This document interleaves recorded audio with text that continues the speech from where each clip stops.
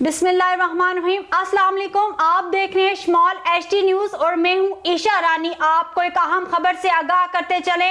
Lahore high court Rawalpindi bench ने शेख रशीद को अदालत में पेश करने के लिए रावलपिंडी पुलिस को 1 हफ्ते की मोहलत दे दी।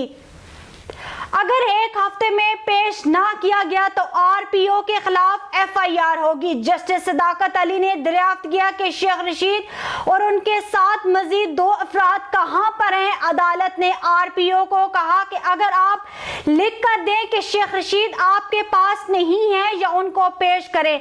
जराए के मुताबिक आम आवाम का भी इज़हार तशवीश नोटिस किया गया कि अगर इस तरह से बंदे गायब होने लगे तो फिर आइन और कानून की क्या हैसियत रह जाएगी। निगरान हुकूमत पर भी इंतकामी कार्रवाइयां बंद करने और किसी एक सियासी जमात का मुबैना तौर पर साथ देने की भी मजम्मत की गई है।